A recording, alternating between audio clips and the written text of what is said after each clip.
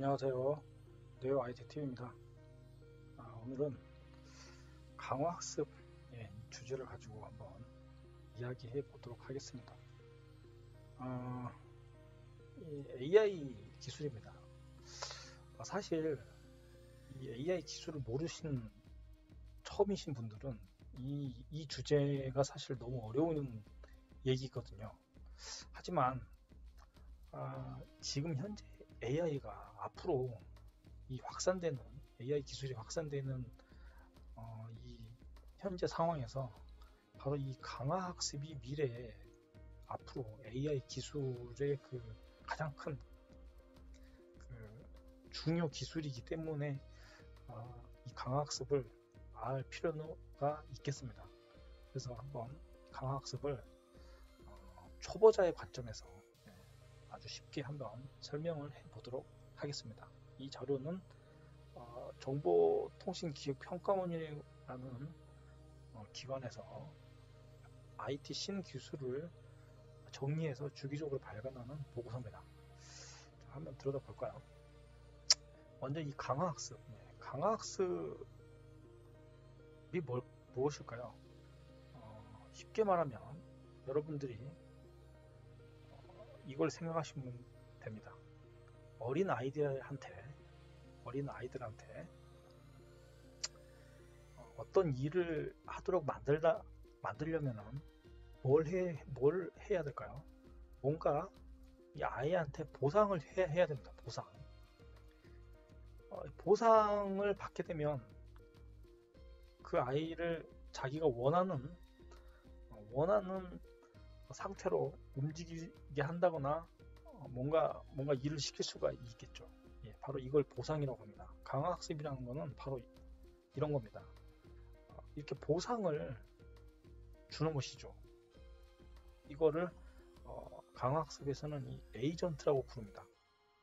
에이전트.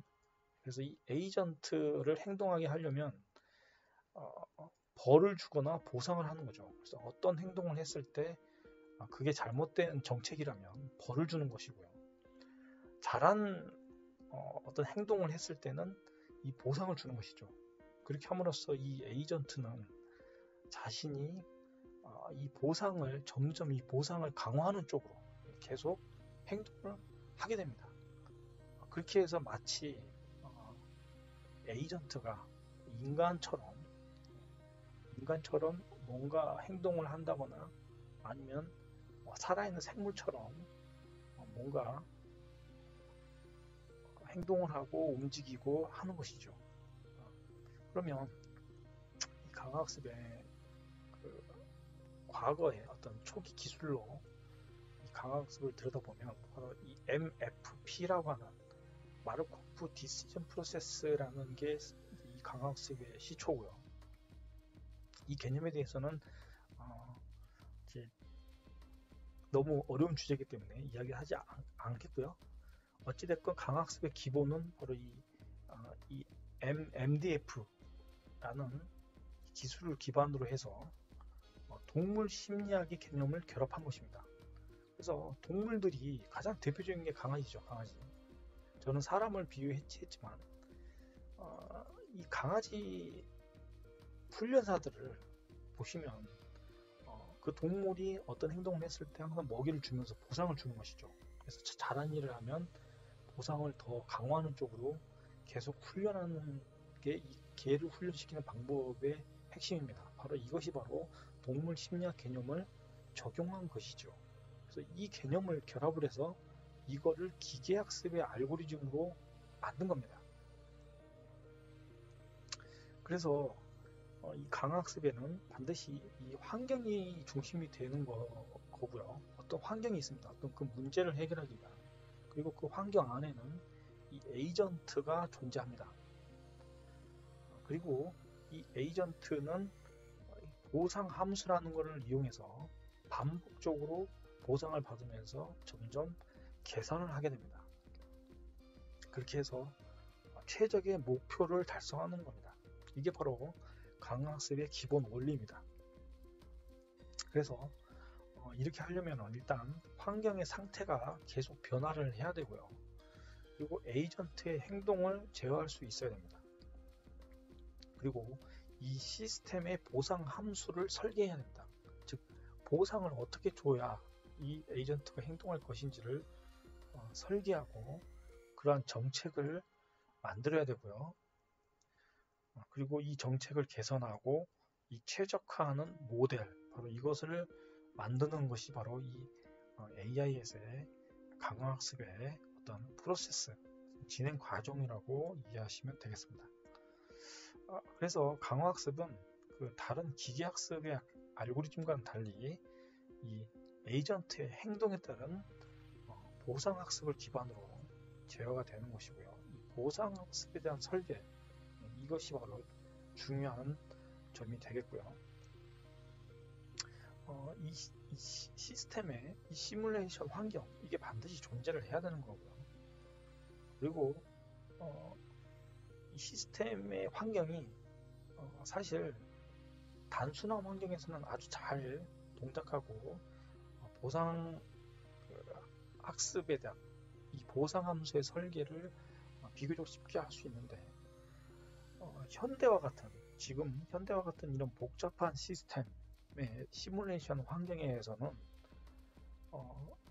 이게 너무 어렵습니다. 이게 다양한 분야에 적용해서 이게 폭넓게 발전하기에는 이 한계가 있는 게 바로 현재의 AI의 강화학습 기술의 문제점이 되겠습니다.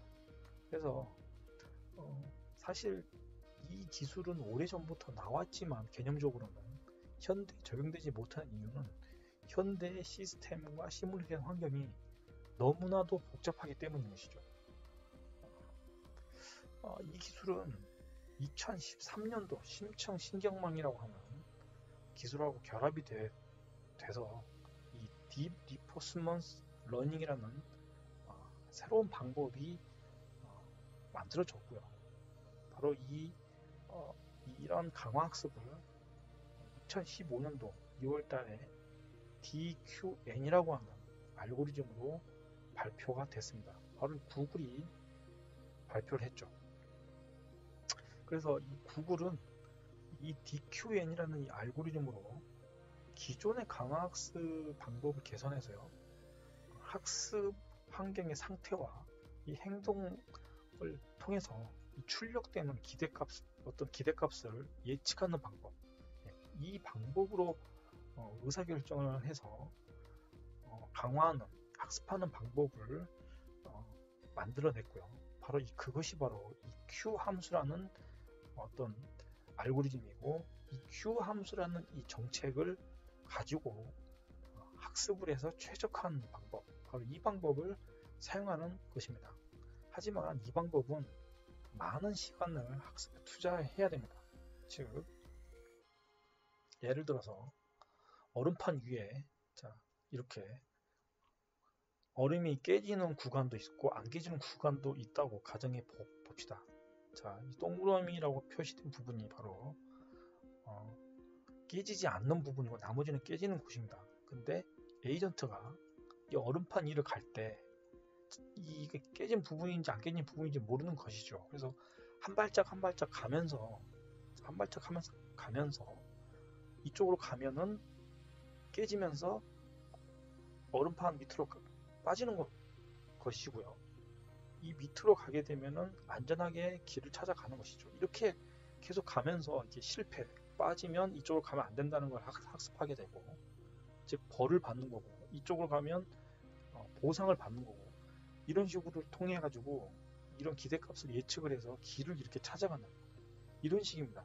그래서 이런 방법은 모든 경로를 다 행동을 해보고 나서 최종적인 어떤 기대값을 예측을 해서 결과를 만들어내기 때문에 많은 학습 시간이 필요합니다. 바로 그런 내용이고요. 이런 기계학습은 현재까지 이렇게 단계적으로 많은 기술 발전이 이루어졌습니다. 그리고 이런 강화학습은 현재 문제점 중에 하나는 바로 이 과도한 학습의 상태 정보가 있다는 점, 이 점 때문에 학습이 잘 되지 않는다는 거, 이런 문제점이 있고요. 또는 잘못된 목표로 학습을 진행해서 또 잘못된 결과가 나오는 부분, 이런 부분들이 있겠고요. 그래서 이런 것들을 극복하려고 이 Q 함수를 심층 신경망으로 구성을 하는 바로 이러한 방법들을 현재 사용을 많이 하고 있습니다. 심층 신경망은 사실 또 다른 지도학습의 어떤 개념 중에 하나고요. 구글에서 딥마인드라는 곳에서 이 알고리즘을 개발을 했습니다. 그래서 이 강화학습에서는 이 심층 신경망을 이용해서 학습의 효율과 예측의 정확도를 성능을 높였고요. 바로 이러한 기술을 이용해서 우리가 잘 알고 있는 아타리 게임이라는 게 바로 이런 겁니다. 자, 지금 구글이 만든 이 강화학습 기반으로 하는 이 아타리 게임을 보고 계십니다. 자, 이걸 보시면요. 이거 지금 사람이 하고 있는 게 아닙니다. 에이전트가 지금 강화학습을 기술을 통해 가지고 스스로 지금 게임을 하고 있는 것입니다. 그래서 실패를 하게 되면 벌을 받고, 성공을 하면 계속 이 벽돌을 깨면 보상을 받는 그런 방식으로 해서 계속 학습을 해가지고 결국에는 스스로 더 좋은 방법을 찾아가는 방식인 것이죠. 자, 보시면 게임을 하다가 어느 순간 이 구멍으로 넣어가지고 이렇게 깨는 모습을 보실 수가 있습니다. 이렇게 사람보다도 이 강화학습이라는 기술을 통해서 AI가 더 게임을 잘하는 그런 상황이 벌어지는 것이죠. 그리고 구글은 바로 이 알파고, 알파고를 통해서 이 바둑 세계를 정복을 했죠. 이 알파고에 쓰인 기술도 바로 강화학습을 기반으로 한 심층 신경망 기술을 이용한 겁니다. 그리고 더 발전해서 스타크래프트까지, 이제 알파스타라고 하는 스타크래프트까지 이 강화학습을 이용한 AI가 게임을 통해서 프로게이머를 이긴 그러한 사례들로 이미 증명을 했습니다. 이러한 강화학습은 이제 비지도학습이라고 합니다. 그래서 지도학습과 비지도학습이 AI 기술 중에 하나인데요. 지도학습은 어떤 데이터에다가 이거를 갖다가 이 라벨을 붙이는 겁니다. 그래서 개하고 또 고양이라는 사진을 놓고 이거는 개다, 이거는 고양이다, 이렇게 해서 모든 종류의 개, 고양이 사진에다가 라벨을 붙이는 거죠. 그리고 이 데이터를 가지고 AI에다가 AI 모델에 입력을 해서 바로 학습을 시키는, 바로 이러한 방식이 되겠습니다. 이런 방식은 굉장히 많은 이런 데이터셋이 있어야만 학습이 이루어지는 것이고요. 비지도 학습은 바로 이런 대량의 학습 데이터를 이용하는 게 아니라 강화학습과 같은 소량의 데이터, 아니면 강화학습이라는 방식을 통해 가지고, 즉 지도하지 않는 이러한 방법을 통해 가지고 하는 AI의 기술이라고 이해하시면 되겠습니다. 그래서 이 강화학습도 비지도 학습 중에 하나인데 이 바로 기존의 이 강화학습의 접근 방식은요, 문제점이 바로 이런 거였습니다.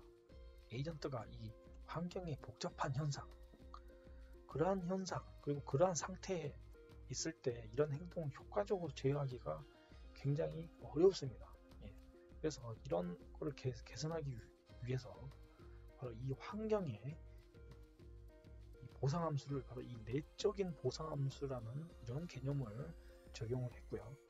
이런 환경에 수렵게 내재되어 있는 이러한 현상들을 학습해서 계산하는 방식이 바로 이 내적 보상함수를 이용한 방식이고요. 이 방법은 결국 사람의 이런 내적인 동기부여, 이거를 이용한 이 학습 방법으로부터 착안을 했다고 합니다. 그렇게 해서 매 스텝마다 이 미세한 보상을 제공해서 결국 이 학습의 초기화 문제, 바로 이런 문제를 해결을 했고요.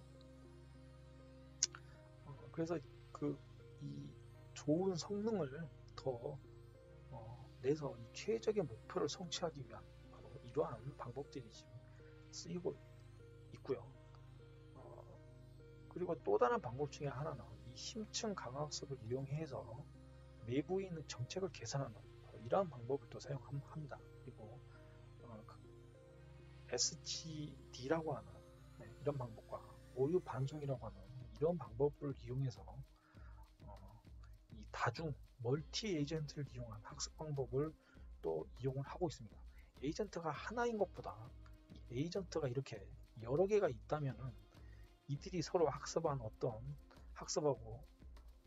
또 두 번째 에이전트, 세 번째 에이전트 각각 자기가 학습한 결과를 갖다가 이렇게 공유를 하는 것이죠. 그럼 공유를 하면 금세 그 적은 시간에 많은 경험들, 그런 많은 경험들의 학습 방법들이 같이 공유를 하게 된다면 좀 더 빨리 학습을 해서 좀 더 좋은 결과를 바로 낼 수가 있는 것입니다. 그리고 또 하나는 이 메타 기술을 이용한 강학습이 또 쓰이고 있습니다. 그래서 환경의 어떤 변화 요소들이 굉장히 많은데요. 이런 보상 함수나 정책들을 에이전트에 의해서 이 메타 태스크 방식으로 분리한 학습을 사용합니다. 사실 이 개념은 굉장히 어려운 개념이기 때문에 결국은 어떤 보상 함수 그리고 이 정책들이 있는데 그리고 그것을 에이전트에 의해서 하는데 이 메타 테스트 방식으로 하면은 이 보상 함수의 설계 시간을 단축을 하고 정책을 개선할 수 있다. 결국은 시간 단축 그리고 정책 개선 바로 이게 핵심이 되겠습니다. 이렇게 해서 좀 더 효과적인 어떤 성능 개선 그리고 이런 메타 기술 기반의 비지도 강화 학습을 통해 가지고 좀 더 검증하는 시간을 좀 더 줄인다거나 어떤 서로 동적인 상호 작업 이런 것들을 통해 가지고 좀 더 좋은 학습 효과를 내는 바로 그러한 기술 방식이 되겠습니다. 이러한 강화학습은 주로 이런 로봇 시뮬레이션 분야에 많이 이용이 되고 있습니다. 자, 로봇 시뮬레이션이라는 건 바로 이런 겁니다. 자, 여러분들 지금 로봇이 실제 로봇이 아니고요. 이 컴퓨터 상에 있는 로봇입니다. 컴퓨터 상에 있는 이 로봇이 지금 허드를 하고 있습니다. 근데 이거를 사람이 하는 게 아닙니다. 스스로 학습해서 지금 이걸 하고 있는 것이죠. 자, 건너뛰기도 지금 잘합니다. 건너뛰는 것도 즉 이 환경이 있고요. 이 환경에서 스스로 이 환경에서 학습을 통해 가지고 지금 이러한 수행을 하고 있는 것이죠. 기존의 로봇들은 어떤 조건이 있으면 그 조건에서 어떤 알고리즘을 사람이 직접 만들어서 어떤 경우에 따라서 그런 로봇들이 동작하게 만들었습니다. 그런데 지금은 바로 로봇이 스스로 환경과 상호작용을 하면서 어떤 보상 시스템, 내적 보상, 외적 보상이라는 이런 보상 함수를 이용해 가지고 스스로 학습을 해서 지금 최적의 어떤 문제를 해결하는 바로 이런 방식으로 지금 동작을 하는 것이죠. 지금 컴퓨터 시뮬레이션 상에서 지금 이러한 움직임 이런 것들을 실제 세계의 로봇에 구현을 하면 바로 똑같이 동작을 하게 됩니다. 지금 넘어지면서 계속 학습을 하고 있는 겁니다. 지금 건너뛰기도 지금 곧잘 합니다. 실패했죠 방금. 또 성공하고 계속 결국 이 에이전트가 최적의 방법을 스스로 지금 찾아가고 있는 중입니다.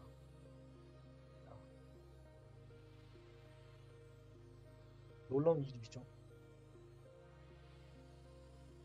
마치 사람이 조작하면서 게임을 하고 있는 것 같은 그런 걸로 여겨질 수가 있는데 지금 사람이 조작하는 게 아니고 강화학습을 통해서 심층 강화학습을 통해서 AI가 스스로 지금 이러한 모션을 하고 있는 것입니다. 네. 자, 놀라운 이유입니다. 바로 이게 바로 강학습의 기술이 되겠고요. 결국은 이 성능 최적화 달성의 이 목표, 이걸로 강학습은 계속 발전하고 있는 거고요. 이러한 환경이 제공하는 상태를 동적으로 이제 이 변화를 감지하는 거, 바로 이게 바로 심층 신경망 방법으로 이용하는 것이고요. 이 환경의 상태 변화, 이거를 주기적으로 인식하고 학습하고 해서 이 다음 행동을 예측하는 바로 이러한 방법으로 진행이 되고 있는 것입니다.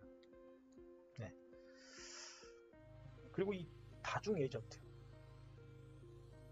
여러 개의 이 에이전트들이 이렇게 동시에 학습을 해서 이런 정보, 환경 정보와 이 학습의 요소들을 서로 공유해가면서 결국 학습의 속도를 가속화시키는 이런 방향으로 기술이 발전하고 있고요. 이러한 심층 강학습 기반의 내비게이션 모델이라는 것도 있습니다. 이 강학습은 이 막대한 그리고 이러한 내비게이션 모델을 구현하기 위해서는 막대한 데이터 학습이 필요한데요. 결국 이 수많은 데이터에다가 이 어노테이션이라고 해서 이 라벨을 데이터에다가 이렇게 라벨을 이렇게 다 붙이는 거죠. 그래서 이런 방법이 이제 사실 굉장히 어려운 방법인데 바로 이런 메타 기술을 이용해서 다양한 환경에서 습득한 메타 정보를 이 필요한 환경에 이전해서 적용하는 방법. 그러니까 재사용하는 거라고 이해하시면 되겠습니다. 이 메타 정보를 어떤 다른 환경에서도 전이를 해서 재사용해서 적용하는 바로 이러한 방법으로 점점 효과적으로 이런 강화학습을 할 수 있는 그런 기술로 이제는 점점 발전을 하고 있습니다. 그래서 보상함수가 잘 설계되지 않는 이러한 시스템에 이러한 메타 기술을 이용하면 이러한 단점을 보완할 수 있다고 합니다. 결론을 얘기하자면 이 AI 분야에서의 이 강화학습은요, 여러 가지 도전 과제들이 있습니다. 예측을 좀 더 잘해야 된다는 거, 그리고 이 보상함수를 잘 설계하고 확장을 해야 된다는 거, 그리고 이 시간을 학습을 하는 이 시간을 갖다가 효율적으로 또 단축시켜야 되는 점, 그리고 이 학습을 하는 동안에 안정적으로 학습을 해서 좋은 결과를 내야 되는 점, 이런 부분들이 이제 도전 과제고요.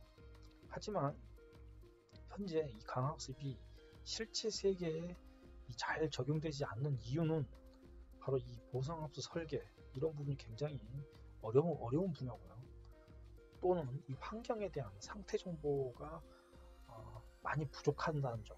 그만큼 현실 세계는 너무나 이 환경이 복잡하다는 것 때문인 것이죠. 그리고 이 시뮬레이션 환경하고요, 이 실제 환경에서의 이 어떤 구조적인 차이, 바로 이런 걸로 인해서 원하는 결과가 잘 나오지 않는다는 점, 그리고 이 확장에 대한 이전성의 문제, 메타 기술을 이용해서 계속 전이를 해서 또 재사용하게 되는데 바로 이전했을 때 잘 되지 않는 점, 그리고 이 적용 분야가 너무나 많고요, 또는 적용할 수 있는 분야가 없거나 너무나 많아서 또 그러한 것들로 인해서 발생하는 이런 이슈들, 이러한 것들을 해결해야 될 문제가 사실 너무 많기 때문에 이 강화학습은 현재 연구 단계, 현실 세계에 아직 잘 적용되지 않는 바로 그러한 단계라고 이해하시면 되겠습니다. 하지만 이 분야의 이 구글은 이미 실제 로봇에 적용을 해서 기술을 계속 발전시키고 있습니다. 앞으로 미래의 AI는 결국 이 강화학습 기술로 인해서 인간과 동일한 판단 능력을 가진 AI가 탄생할 거라고 예측이 되고요. 그 순간이 바로 인류 멸망의 시기, 어쩌면 터미네이터가 등장하는 시기가 될 거라고 예상이 됩니다. 오늘은 여기까지 하겠습니다. 시청해주셔서 감사합니다.